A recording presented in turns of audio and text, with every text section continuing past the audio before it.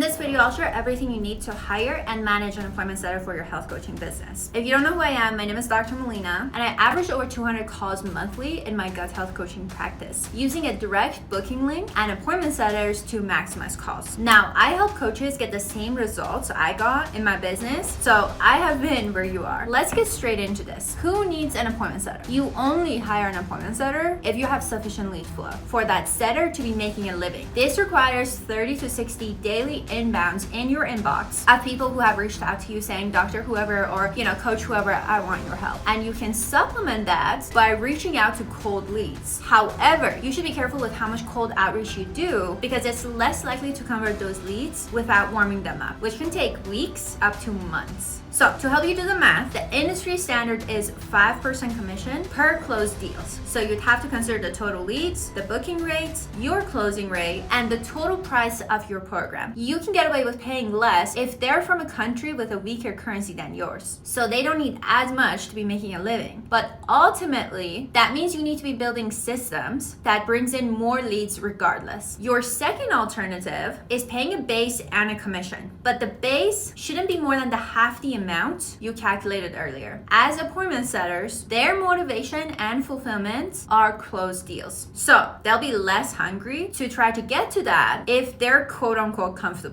Anyone who does sales gets lazy when they're too comfortable. If you can make any of these work, do not hire one. It is not gonna be worth your time or theirs. Now, where do I hire an appointment setter? Great question. This might vary depending on your connections. You don't necessarily need to hire an agency specifically to bring talent to you. You could just ask people you know that know where to find appointment setters. Every single mentor I know and all the big players in the industry hire by simply posting a listing about wanting an appointment setter. You want to get acquainted with hiring, training, and managing. Otherwise, you might find yourself stuck, not scaling because you don't even know how to help your own employees as the CEO. There are millions of setter scripts that are out there, and I even give a free setter script in my Facebook group. So you don't have to worry about knowing how to help them. That being said, just post a job listing and start the interviewing process. I recommend following the minimum requirements, which is they must be able to commit Monday through Saturday, at least 8 hours a day. They cannot have their own business on the side. This is going to be a full-time commitment. They must have an existing appointment setting experience. If they pass the interview process, they must be coachable and ready to start in the next 3 to 5 days. Even 3 to 5 days is too much for me. I usually do it within 24 to 48 hours. In the interview process, the main thing you're looking for is why do they want to join you? What is their experience, their long-term vision, any questions they might have, and their availability with starting. I can do a more in-depth YouTube video on that, and if you want it, let me know in the comment section below, because I have done so many interviews, hirings, and I can basically see red flags from a mile away. Beyond that, other than any questions they have and their availability with starting, you want to dig deeper into each part depending on their answer. You got to be skeptical with everything that they say, but obviously a healthy skepticism, not an unhealthy toxic one.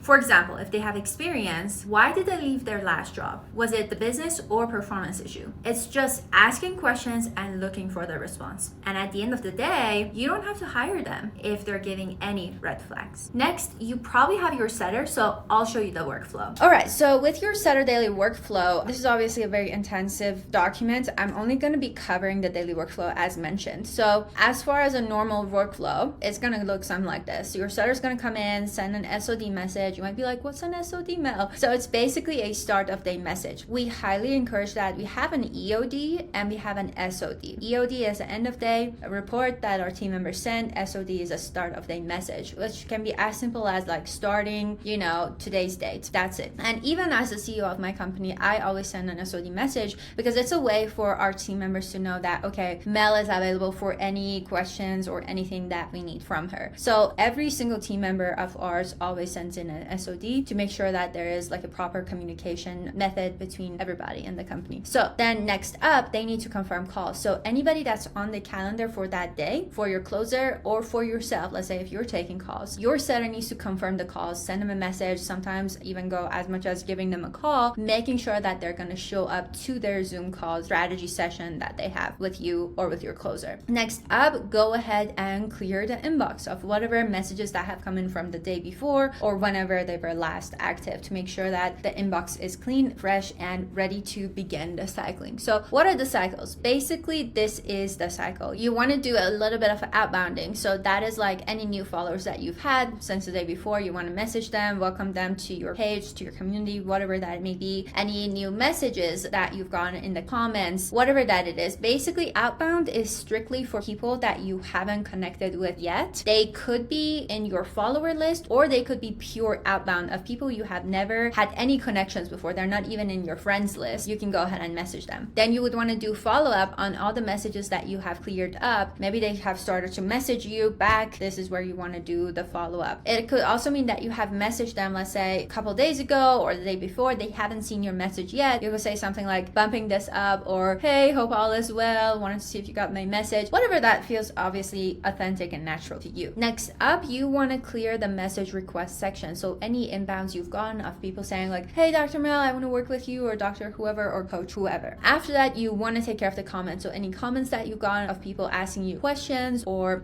purely giving some comments, this is a great way to establish rapport with your audience. And then you just want to repeat the process. Basically outbound, send some friend requests, take care of the message requests, do some follow-ups on the messages you've sent, take care of the comments, and that is it. Then, super important, you always want to update your CRM with the information of people who book calls. So let's say you have booked a call for a closer or for yourself, and you already know based on your conversation what their deep pain points or desires or what their situation is. The closer needs to go in that call and be all prepared. So this is where you would want to leave some notes. Yeah, I talked with James. James is a bodybuilder, but he's feeling stuck with his gut health and it's giving him anxiety and he can't sleep at night, and he really wants to get to the root cause of his problems so that he can, get to his fitness goals even more. And this is also affecting his social relationships. Whatever that you got in those message history or conversations, you would want to relay that to the closer, whoever that they may be. So you got to make sure that your appointment setter definitely is on top of the CRM. This covers like the overall daily workflow in a nutshell, basically. Now you might be thinking, well, how do I train them? As long as you have a setting process, it's really easy. After your setter is onboarded and ready to go, the first thing you have them do is go through the setter script so that they are fully caught up with your own setting process. The training is going to be ongoing with your setter, and you will continually have training calls with your setters to make sure that they're on track and you can clear up any questions that they might have. I recommend training your setters periodically, auditing their conversations, and noticing where they seem to be struggling the most. So from there, you can create training specifically for that area. I would also conduct role plays with your setter on a weekly basis, ideally daily if you can, but I know that's not really feasible for everyone, to basically make sure that they're getting in extra reps and working on your scripts. So if your setter is continually struggling, I would conduct a shadow session. Basically, this is where you sit on a Zoom call, watch how your setter works, and then give them feedback if needed. Don't make them nervous, just watch, absorb, and obviously give the feedback when it's needed. It's really important to check in and help them grow constantly. And here are some questions to ask when you're checking in on them. How is the setter feeling energy-wise? How's their performance from yesterday? See what went well, see what didn't go well, and provide constructive feedback. And ask your setter if they need to cover anything. That covers basically all the basics. Check out my private Facebook community if you're looking for that specific setter script that works so well for a health coaching practice. I have one in there, and you just gotta message me the word setter. If you want more on offer, sales, marketing, check out the playlist that I've made, which goes super in depth into all of them, and you'll see more videos added to it weekly. Thanks for watching. Be sure to subscribe, and see you in the following video.